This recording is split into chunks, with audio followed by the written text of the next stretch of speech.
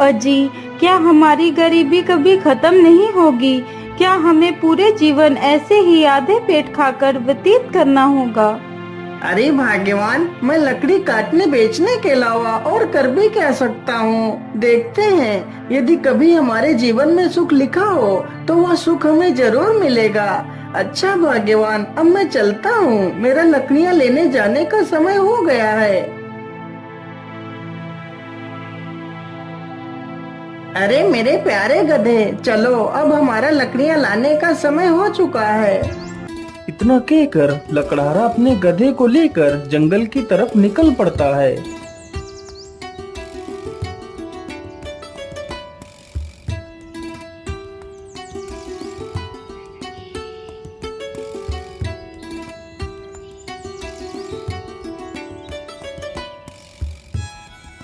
मेरे हिसाब से यही पेड़ ठीक रहेगा, चलो इसे ही काट लेता हूँ।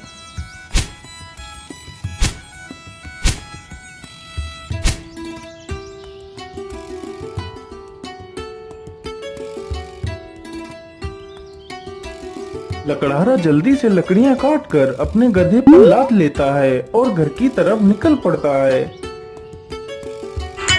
मेरे हिसाब से यह पेड़ ठीक रहेगा, चलो इसे काट लेते हैं। पानी पानी पानी, मेरी सहायता करो।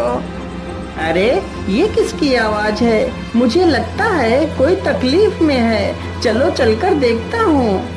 लकड़हारा जल्दी से उसी ओर जाने लगता है जिस ओर से वह आवाज आ रही थी। पानी पानी पानी, मेरी सहायता करो। अरे ये क्या?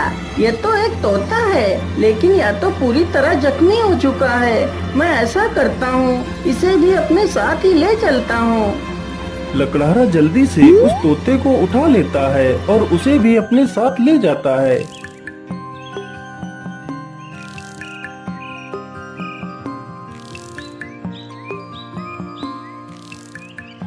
अरे भाग्यवान, तुम जल्दी से हल्दी और चूने का लेप लेकर आओ, मुझे इस तोते के जख्मों पर उस लेप को लगाना है। लकड़हारे की पत्नी तुरंत ही हल्दी और चूने का लेप लेकर आती है। लकड़हारा तुरंत ही उस तोते के जख्मों पर उस लेप को लगाने लगता है। अरे तोता भाई, मैंने तुम्हारे जख्मों पर दवाई लगा दी है, अब तुम जल्दी ही स्वस्थ हो जाओगे। इस प्रकार तोता 1-2 दिनों में ही पूरी तरह स्वस्थ हो जाता है।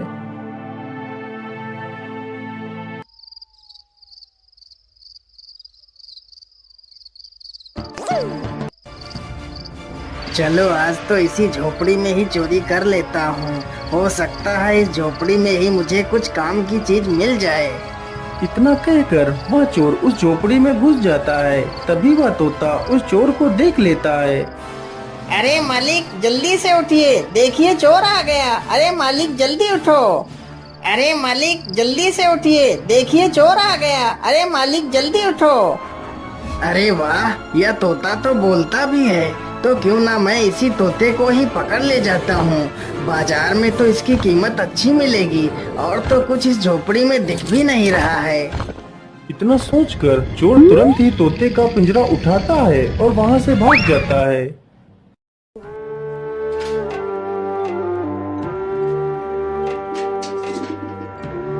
चोर को चलते चलते रात से सुबह हो जाती है। ओहो, मैं तो रात भर चलते चलते कितना थक गया हूँ। चलो ऐसा करता हूँ, थोड़ा इसी पेड़ के नीचे आराम कर लेता हूँ, फिर सोचूंगा इस तोते का क्या करना है। इतना सोचकर चोर उसी पेड़ के नीचे लेटकर सो जाता है। तभी वहां से एक राजा अपने घोड़े पर सवार होकर निकलता है। महाराज मुझे बचा लीजिए, मेरी रक्षा कीजिए महाराज, नहीं तो यह चोर मुझे मार डालेगा। अरे ये कौन है जो मुझे मदद के लिए पुकार रहा है, लेकिन आसपास तो कोई नहीं दिखाई दे रहा है। अरे महाराज उधर नहीं, इधर नीचे देखिए महाराज, मैं इधर हूँ। महाराज मुझे बचा लीजिए, यह चोर मुझे उठाकर ले जा रहा है। अरे वाह, यह तोता तो बोल भी सकता है। चलो मैं इस तोते को खरीद लेता हूँ, यह तोता मेरी पुत्री को बहुत पसंद आएगा। अरे ओ चोर, चल अब उठ जा। और कितना सोएगा तू?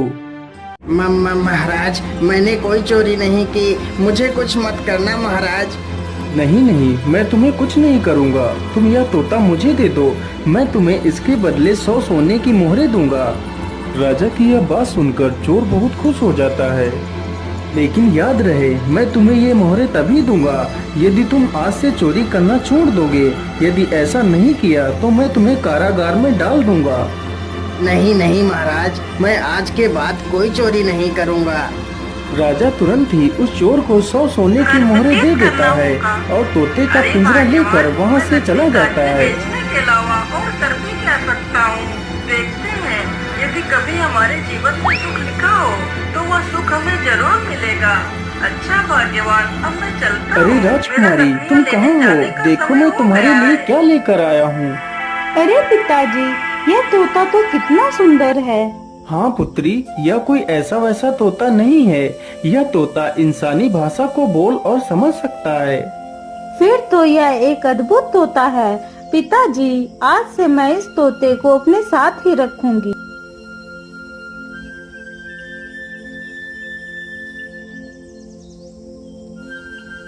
राजकुमारी रोज उस तोते को अच्छे अच्छे पकवान खिलाती, लेकिन तोते को उस लकड़हारे की बहुत ज्यादा याद आती रहती थी। अरे मेरे प्यारे तोते, मैं तुम्हें कुछ भी खिलाती हूँ, तुम उसे सही ढंग से क्यों नहीं खाते हो? क्या बताऊं राजकुमारी जी, मुझे इस पिंजरे में कैद हुए पूरा 1 महीना हो चुका है। मेरा मन भी आकाश में उड़ने को कर रहा है, लेकिन मैं इस पिंजरे में कैद हूँ। मैं क्या कर सकता हूँ? अच्छा, ऐसी बात है तो फिर चलो मेरे साथ। आज मैं तुम्हें बाहर की सैर करा के लाती हूँ। राजकुमारी तोते को जंगल में ले जाती है और उसे पिंजरे से बाहर निकाल देती है। फिर तोता आसमान में उड़ने लगता है। अरे ये क्या, ये पेड़ इतना चमक क्यों रहा है? क्या यह पेड़ कोई जादुई पेड़ है? अरे राजकुमारी जी, उधर देखिए, यह पेड़ इतना चमक क्यों रहा है? क्या यह कोई जादुई पेड़ है? अरे हाँ, मुझे तो लगता है यह कोई जादुई पेड़ ही है। चलो इसके पास चलते हैं। राजकुमारी तथा वह तोता दोनों उस वृक्ष के पास जाते हैं। राजकुमारी जैसे ही उस वृक्ष को स्पर्श करती है, तभी वह उस वृक्ष में समा जाती है। यह देखकर तोता हैरान हो जाता है। अरे राम राम राम, ये क्या हुआ? राजकुमारी तो पेड़ के अंदर चली गई। मुझे जल्दी से यह खबर राजा को देनी होगी।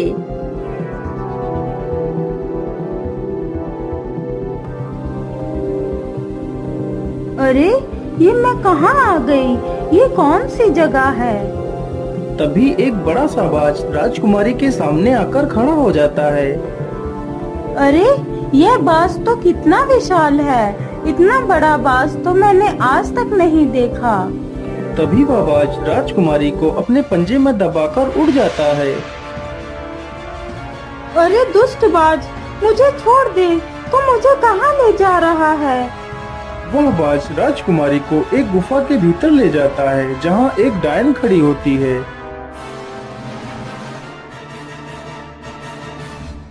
अरे कौन है आप और मुझे इस प्रकार यहाँ क्यों लाया गया है? मुझे छोड़ दो, मुझे वापस जाने दो। चली जाना, चली जाना, इतनी जल्दी किस बात की है? तुम इस समय पाताल लोक में हो। यहाँ से निकलना इतना आसान नहीं है। तुम यहाँ से तभी बाहर जा सकती हो जब मैं चाहूँगी। यदि तुम यहाँ से बाहर जाना चाहती हो तो तुम्हें मेरा एक काम करना होगा। बोलिए, आप क्या काम करवाना चाहती हैं? राजकुमारी जी, तुम्हें मेरे लिए अमृत लाना होगा। लेकिन ये अमृत कहाँ मिलेगा? ये अमृत तुम्हें रंगी कंचन की पहाड़ियों में मिलेगा। लेकिन ये पहाड़ी कहाँ पर है? फिर वह डायन राजकुमारी को अमृत लाने का रास्ता बताती है। वह डायन अमृत पीकर अमर होना चाहती थी और पूरी दुनिया पर राज करना चाहती थी। उस डायन ने उस विशाल बाज को अपने वश में कर रखा था, जिससे वह सारे काम करवाती थी। डायन की ये सारी बातें सुनकर राजकुमारी वहाँ से अमृत लाने के लिए चल पड़ती है।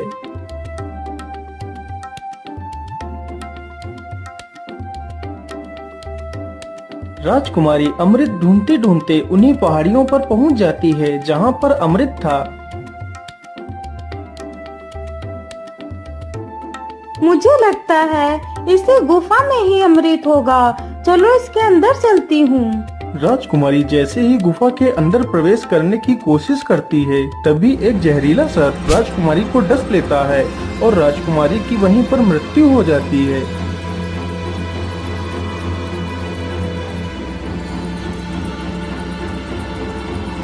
महाराज, यह वही पेड़ है जिसमें राजकुमारी समा गई है। ठीक है तोते, तुम यहीं पर रुको, मैं इस पेड़ के अंदर अकेला ही जाऊंगा। राजा जैसे ही पेड़ को हाथ लगाता है तो वह भी उसी पेड़ के अंदर चला जाता है।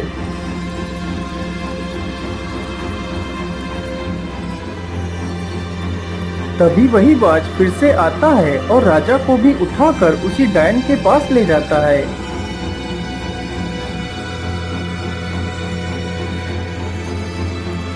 कौन है आप और मुझे यहाँ पर इस प्रकार लाने का क्या कारण है? मेरी राजकुमारी कहाँ है? अरे महाराज, आप चिंता ना करिए, आप जल्दी ही अपनी राजकुमारी से मिलेंगे। उससे पहले आपको मेरा एक काम करना होगा। ठीक है डायन, मुझे जल्दी से बताइए, मैं तुम्हारे लिए क्या काम कर सकता हूँ। फिर वह डायन राजा से भी उसी अमृत को लाने की बात कहती है।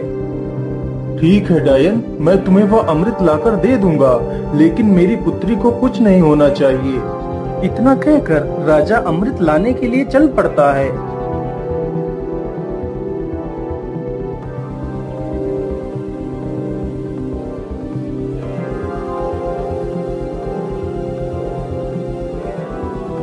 राजा चलते चलते उसी गुफा के पास पहुंच जाता है जहां पर उसकी पुत्री की लाश पड़ी हुई थी।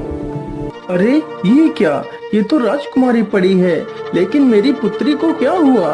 हे भगवान, मेरी पुत्री को तो किसी जहरीले सर्प ने डस लिया है। इसका मतलब उस दुष्ट डायन ने मेरी पुत्री से भी वो अमृत लाने को कहा होगा। अब मैं उस डायन को जिंदा नहीं छोड़ूंगा। मुझे लगता है इस गुफा में कोई जहरीला सर्प भी है, मुझे ध्यान से आगे बढ़ना होगा। इतना कहकर राजा राजकुमारी को वहीं पर छोड़कर आगे बढ़ता है।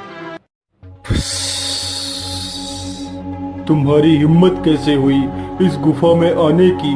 मैं तुम्हें जिंदा नहीं छोड़ूंगा। सर्प जैसे ही राजा को डसने के लिए आगे बढ़ता है, राजा तुरंत अपनी तलवार से सर्प के 2 टुकड़े कर देता है। दुष्ट, तूने ही मेरी पुत्री को मारा है, मैं भला तुझे जिंदा कैसे छोड़ सकता था? इतना कहकर राजा गुफा में आगे बढ़ता है। राजा जैसे ही आगे बढ़ता है, तभी एक तीर बहुत ही तेज रफ्तार से राजा को छूकर निकल जाता है।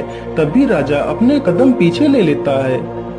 अरे ये क्या, इस गुफा में तो तीर की वर्षा होने लगी। अब क्या करूं, अमृत तक कैसे पहुंचूं? फिर राजा तीर चलने की प्रक्रिया को ध्यान से देखता है। अरे ये क्या, जब एक तीर इस दिशा से उस तरफ जाता है, तभी दूसरा तीर उस दिशा से इस तरफ आता है। इसका मतलब यदि मैं एक एक कदम आगे बढ़ाऊं तो मैं अमृत तक पहुंच सकता हूं। इस प्रकार राजा अपने बुद्धि के बल पर उस चुनौती को भी पार कर जाता है।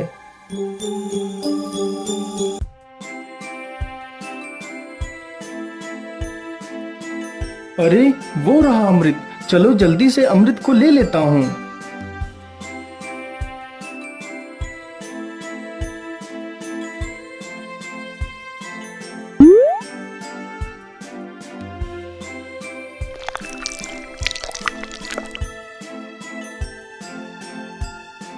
मैं ऐसा करता हूँ, पहले मैं इस अमृत को अपनी पुत्री को पिलाता हूँ। ये सोचकर राजा अपनी पुत्री को अमृत पिलाता है। अमृत पीते ही उसकी पुत्री जीवित हो जाती है। अरे पिताजी, आप यहाँ पर कैसे आ गए? पुत्री, मैं तुम्हें लेने आया हूँ, अब तुम बिल्कुल भी चिंता मत करो, मैं यहाँ पर आ गया हूँ। फिर वह राजा उस अमृत को खुद भी पी लेता है और बाद में बचा हुआ अमृत उस सर्प के मुंह में डाल देता है। अमृत मुंह में पड़ते ही सर्प भी जीवित हो जाता है। फिर वह राजा उस सर्प को अपनी पूरी कहानी सुनाता है। मैंने तुम्हें इसलिए जीवित किया है ताकि तुम फिर से इस अमृत की रक्षा करो। महाराज, मैंने आपको पहचानने में भूल कर दी, मुझे क्षमा कर दीजिए महाराज। अरे नहीं नहीं सर्पदेव, इसमें तुम्हारी कोई गलती नहीं है, या तो तुम्हारा फर्ज था। अच्छा अब मैं चलता हूँ।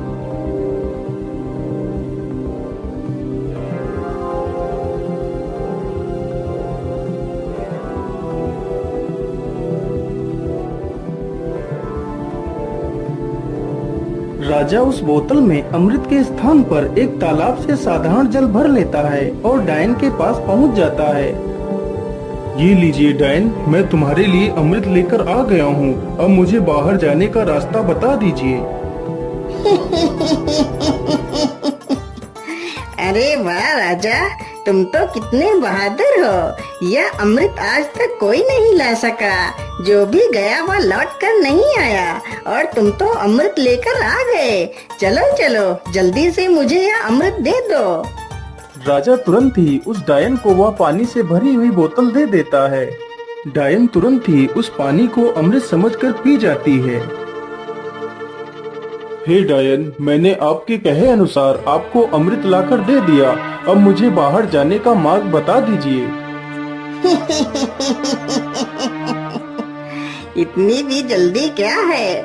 अब मैं अमर हो चुकी हूँ। अब तुम दोनों यहाँ से कहीं नहीं जाओगे। आज से तुम दोनों भी मेरे गुलाम हो। अरे डायन, ये तो सरासर धोखा है।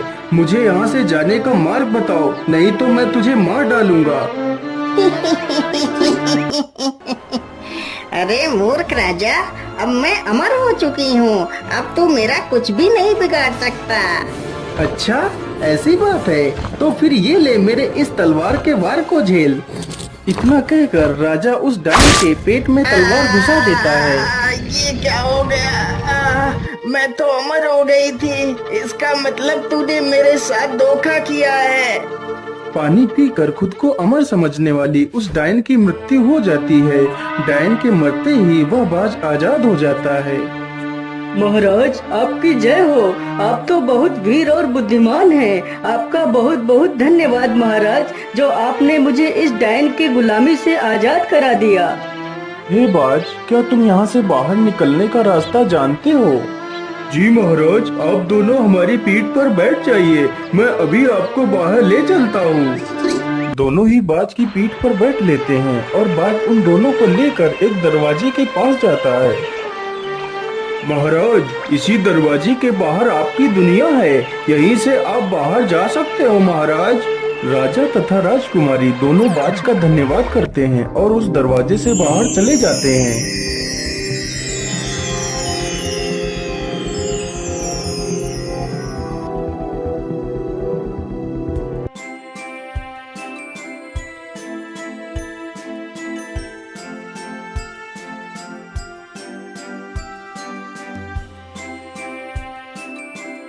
हे तोते, यदि आज तुम न होते तो मैं कभी भी अपनी पुत्री को नहीं पा सकता था।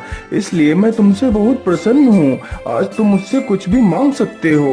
महाराज, यदि आप मुझे कुछ देना ही चाहते हैं तो मुझे 1000 सोने की मोहरें देकर आजाद कर दीजिए। राजा ने ऐसा ही किया। तोते को 1000 स्वर्ण मुद्राएं देकर उसे विदा कर दिया। तोता वहाँ से उड़कर सीधा उसी लकड़हारे के पास पहुँच जाता है। मालिक देखिए, मैं आ गया और आपके लिए कुछ उपहार भी लेकर आया हूँ। लकड़हारा जैसे ही उस पोटली को खोलकर देखता है तो उसमें ढेर सारे सोने के सिक्के देखकर वो बहुत खुश हो जाता है और फिर वे तीनों मिलकर खुशी खुशी अपना जीवन व्यतीत करने लगते हैं।